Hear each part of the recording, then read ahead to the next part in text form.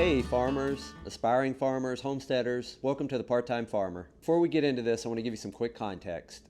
This is part of a free 10-part series that I'm calling the Part-Time Farmer Playbook.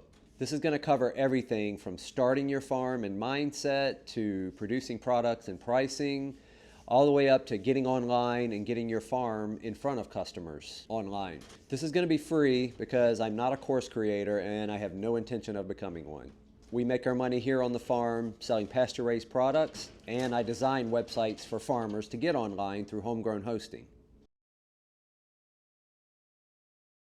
And in true transparency, I hope that some of you become clients with homegrown hosting and I can help you guys get your farms online. And the best way I know to earn your trust before you ever spend $1 with homegrown hosting is to hand over everything I know in growing our farm up to 6 figures.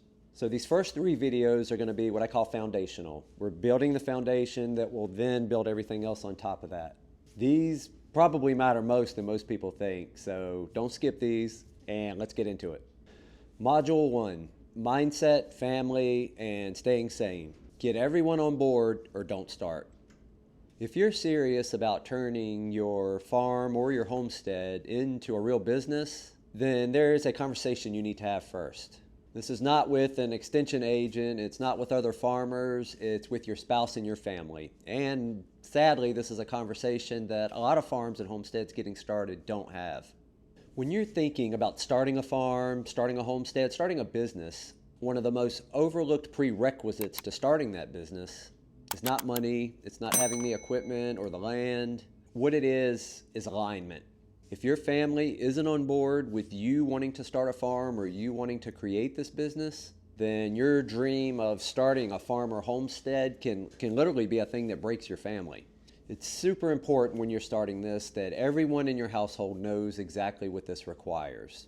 You're going to be working long hours out on the farm. They may be required to work long hours on the farm.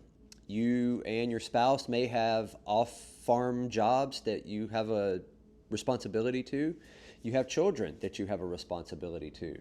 So just saying you want to start a farm and getting started without having the whole family on board is a recipe for disaster.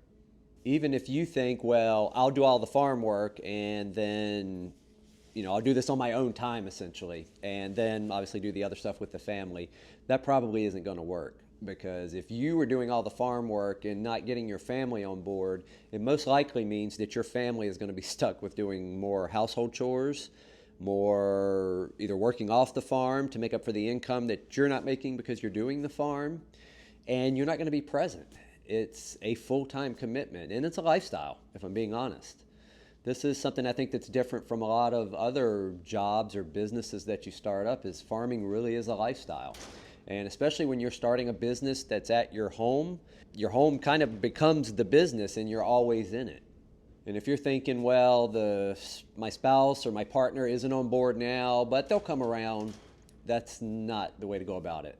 This is where you really need to have an honest conversation with family, with your spouse, with everyone, and make sure everyone's on the same page. Make sure everyone has the same goal, you're following the same dream, and you all want the same outcome. This doesn't mean that the entire family has to farm. This just means that everyone in the family needs to support the vision of the farm. And that may mean, one person does a lot more farm work while somebody maybe takes over some of the extra household chores. That may mean, if you were, say, homeschooling and you're dividing those tasks, it may mean, okay, well, one of you is out farming while the other one takes over more on the homeschool side. So it doesn't mean that everyone has to farm. It just means that everyone needs to be aligned with that vision and work together for farm and family to make it happy and to make everything work together. Stress outlets are not optional for starting a farm. It's a stressful thing. There's a romantic side and then there's the real side. And there is the romantic side. You do experience that as a farmer. There are days when you just look out over the pastures, everything looks amazing, the animals are happy, the grass is growing. But there are days too when it's muddy, your tractor's stuck, and you've got to figure out how to get hay to the animals that may have just busted through a fence, and now you're trudging through snow to get the animals back in to fix that fence. There are ups and downs with a farm, and you're going to experience the extremes of both. if you do this long enough, and it's just a reality. And with that comes stress, so you have to have a way to deal with it. One of the big mistakes I made when I started my farm was that I didn't have good stress outlets, because the ones that I did, I put aside because I was putting so much time on the farm. And that wasn't good for my mental health. There were times I was just really stressed out. I was not very talkative. I was mad at times when I should have been just happy with the family. So my point here is have stress outlets. Don't push those aside so that you can make more time for the farm. And the farm, as much as you love it, is not a stress outlet. So you need to have some things away from the farm, some things with the family, some things that help relieve that stress, a mind change, and just have a way of dealing with it, because it is going to get stressful at times. Your mental health matters. You know, burnout is real, and not having stress outlets, that's one of the quickest ways to burn out. You're going to find that you have weeks where you really push it. Now, you'll have weeks where you don't, but the thing is to find that balance. And those weeks that it's tough, you got to have stress outlets and focus on your mental health. If your mental health goes, it doesn't matter with the rest of it. Family's not happy, farm's not working, so you have to take care of you. So mental health, stress outlets, put a priority on that if you're starting a farm or a homestead.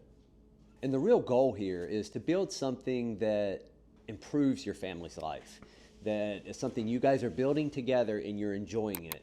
Not something that some of you work towards and some of you don't, and everyone's not on the same page and the dream's not happening, because then no one's dream is happening and it's just a mess. So having these honest conversations, making sure everybody's on the same page, everyone has the same vision, making sure you have stress outlets, that's how you start building a successful farm, not only from a financial standpoint, but from a life enjoyment standpoint.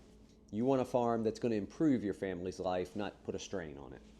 So from my context, when we first started, Lexi and I, that's my wife, we started essentially, we both wanted to farm. We had children and we wanted to raise them in an environment where they could learn a lot of life lessons, where we were producing good, healthy food, they knew where food was coming from, and essentially just a life outside of a big city. That's just what we wanted for our children.